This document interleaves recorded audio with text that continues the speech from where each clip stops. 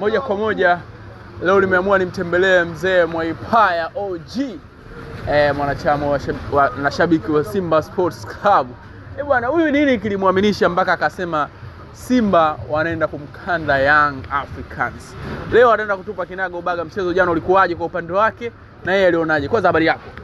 Namshukuru Mwenyezi Mungu niko salama kabisa. Leo siku ya Alhamisi, leo kwa sisi Waislamu tunasema siku ambayo matendo mema yale yanapokelewa kwa mbinguni hapo. Kwa hiyo tunashukuru sana, tumeamka salama na afya tele kabisa kama wanavyoniona hapa.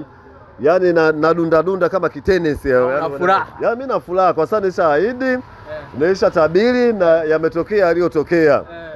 Na furaha yako kubwa hasa leo ni inaongezwa na kitu gani hasa?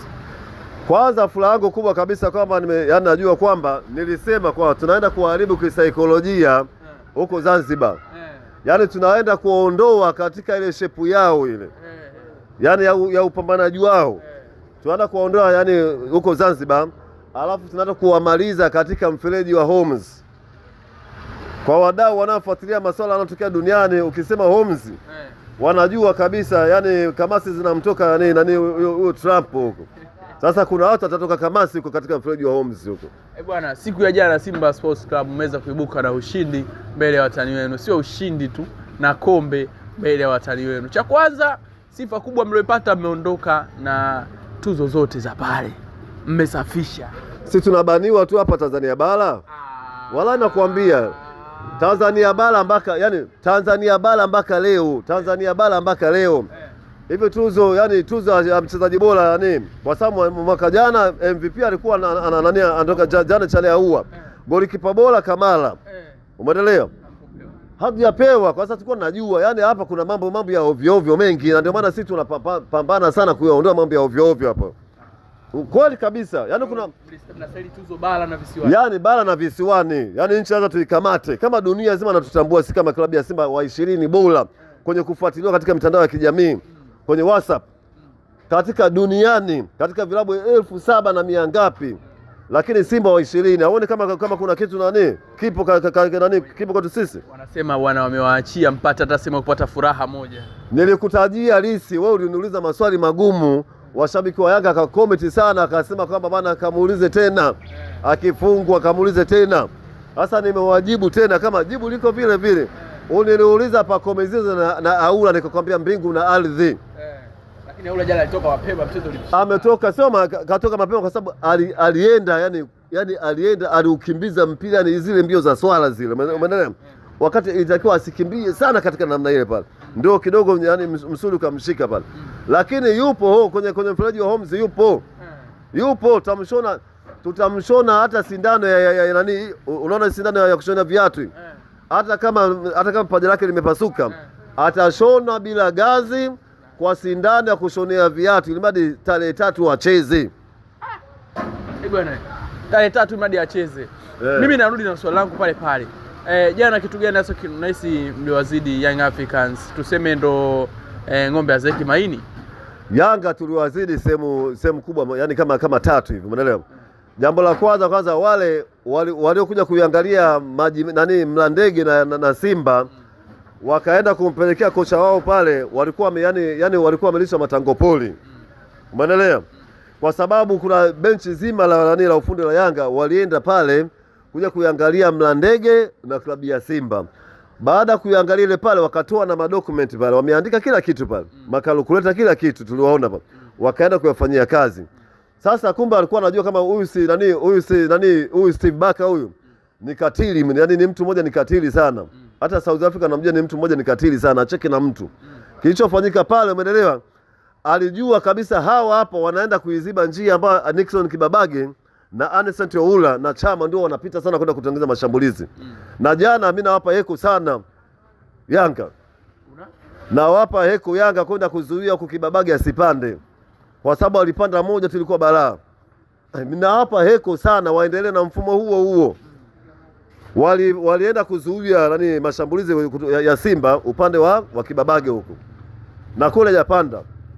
Lakini jinsi muda unavyozidi kwenda, yule kocha alikuwa anasoma, afu akawa ameingiza maingizo ambayo sio yani akawa ameingiza yani kafanya mabadiliko ambayo yalikuwa ya ulazima. Umeelewa?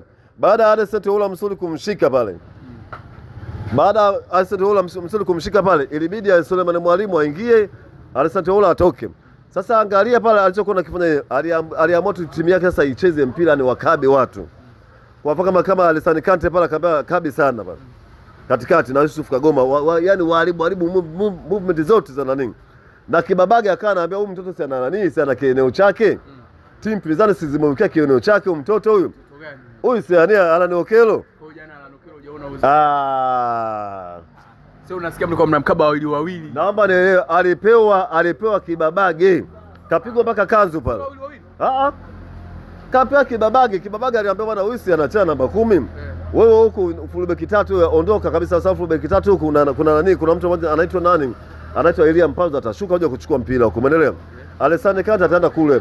Nani huyo Lucien Diloka atakwenda kule. Wewe ingia katikati, ziba njia zake za kupita yule, umeelewa? Sana vinjia vyake vya uchocholoni. Sasa jana tumeziba vinjia vyote vya uchocholoni. Hamna alipopita. Hakuna alikopita. Watu wanaambia sungu timu yani msembee uchocho huu hapa atapita Kibaka. Watu wameshaongana vinani hapa, asipite ya bwana sungu msipite njia hii, mimi nitapitisha mzigo. Jana hakuna. Yaani uchocho wote alikuwa anategemea Alan Okello kupita pale. Baka anaonekana nani Alan Okello sikawaka. Kafanya nini? Jana tumeziba njia zake pale. Tumeziba njia yani hapa.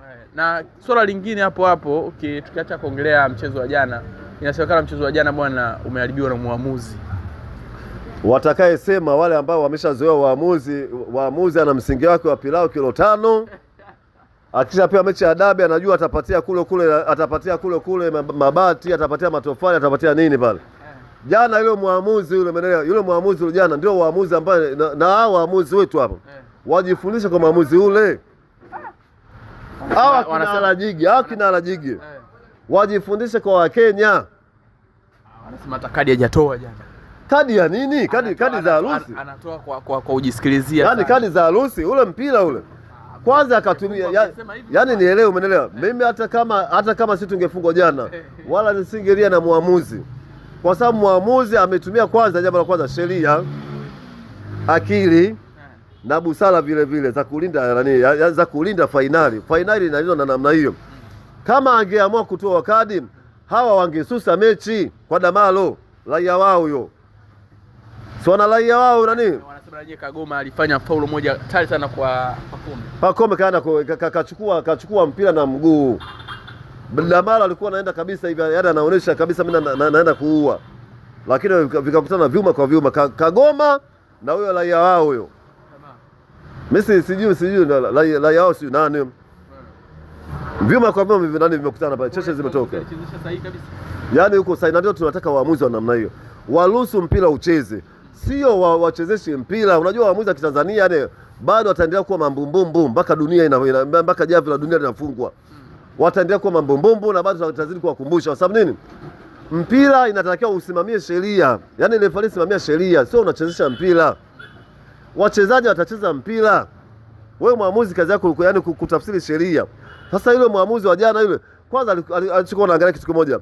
Watu wanaingiana nani kwenye miili, lakini mpira unachezeka, haumii mtu. Twende. Yaani mimi kilikuwa kizuri zaidi kitu kama kile. Lakini kama angekuwa kama ndugu zetu hawa nani kina Alajigi kina nana kina Isasi, sio kina Kayoko pale zamani mikadi kama 80. Wachezaji wanacheza kwa hofu. Yeye alikuwa analinda mchezaji acheze kwa kujisikia, cheza mpira. Na ndio maana alikuwa anamwambia bwana mimi sikupi kadi. Lakini ukiona nimekuja kukupa kadi nyekundu. Sikupi kadi ya njano. Cheza mpira. Lakini ukiona nimekuja kukupa wewe kadi nyekundu. Nahisi sasa mpaka hapo kwa tukio lilotokea jana unahisi Young Africans wanajuta kumwacha Chama. Kwanza kwa Chama mchezaji wao alikuwa. Mchezaji wao pale kaenda kuinua mgongo tu pale.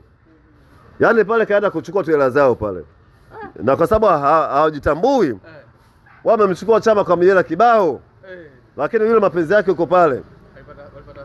Kwa sheria za Tanzania. Kwa mujibu wa katiba ya Jamhuri ya Muungano wa Tanzania, katiba ya Jamhuri ya Muungano wa Tanzania, Clatous Chama haruhusi kupiga nani kula Tanzania. Sawa. Si umri wake? Mdogo. Sikukuelewa kidogo. Yaani Clatous Chama kwa mujibu yani kwa mujibu wa katiba ya Jamhuri ya Muungano wa Tanzania, mpiga kura wa Tanzania, raia wa Tanzania, kwa sababu chama ni raia wa Tanzania. Yani bila hata kuomba ni kwanza anavutia watalii. Sasa wewe unashinda vipi kumpa uraia? Yani chama sio anaomba uraia. Chama ni raia wa Tanzania.